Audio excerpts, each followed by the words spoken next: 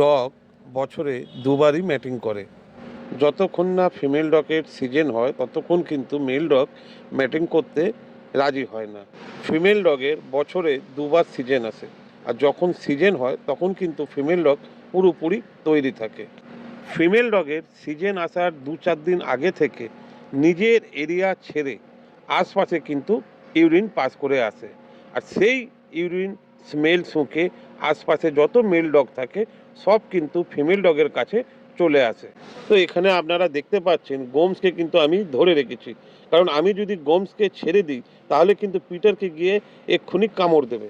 যখনই female ডগের season আসে তখনই কিন্তু ঠিক এই কামড়াকামড়িটা হয়, কারণ যেখানে একটা ফিমেল ডগের সিজন থাকে সেখানে 5 থেকে 7খানা মেল ডগ কিন্তু উপস্থিত থাকে। এখানেই শুরু হয় ক্ষমতার লড়াই, কারণ যেই মেল ডগ সব থেকে বেশি স্ট্রং হয় সেই কিন্তু ফিমেল ডগের সঙ্গে ম্যাটিং করতে পারে। আপনারা অনেকেই দেখেছেন ডগ কিন্তু নিজের এরিয়া ছেড়ে অন্য এরিয়াতে যায় না, কিন্তু যখন এই ফিমেল ডগের সিজন আসে তখন কিন্তু প্রত্যেকটা মেল ডগ ফিমেল ডগের কাছে চলে আসে।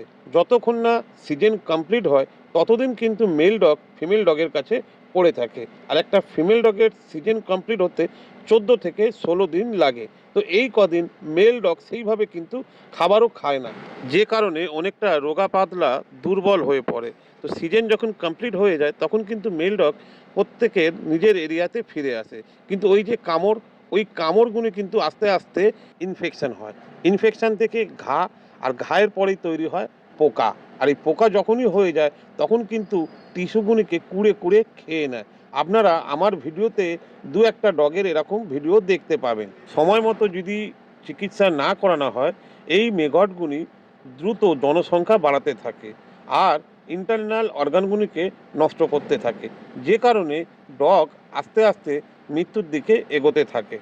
বিগত 7 বছর ধরে ডগদের দিনের মধ্যে 2 থেকে 2.5 ঘন্টা হলেও আমি সময় দিই, যে কারণে এই ডগদের যে সমস্যার এক্সপিরিয়েন্সটা আপনাদের সঙ্গে আমি শেয়ার করলাম। আর এই যে এলজিকে আজকের মিটিংটা দেখতে পাচ্ছেন, এর কিন্তু 60 দিন পরে বাচ্চা হবে, সেই ভিডিও কিন্তু আপনাদের দেখাবো। ভিডিওটা ভালো লাগলে অবশ্যই লাইক ও শেয়ার কমেন্ট করে জানাবেন।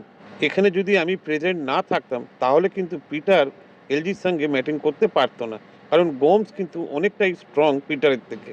আর ভিডিওটা পুরো দেখার জন্য আপনাদেরকে প্রত্যেককে জানাই অশেষ ধন্যবাদ। ভিডিও শেষে আপনাদেরকে হাত জোড়ো করে অনুরোধ করব, যখন আপনারা এই অবস্থায় স্ট্রিট ডগকে দেখতে পাবেন কখনোই রেগে গিয়ে এদের ওপর কোনো রকম অত্যাচার করবেন না, কারণ এটা একটা নেচারের সৃষ্টি। কারণ অনেক মানুষকে দেখেছি এই অবস্থায় যখন দেখতে পায় তারা লাঠি দিয়ে মারে বা গায়ে গরম জল দেয়। কখনো এই অন্যায় কাজটা এদের ওপর করবেন না।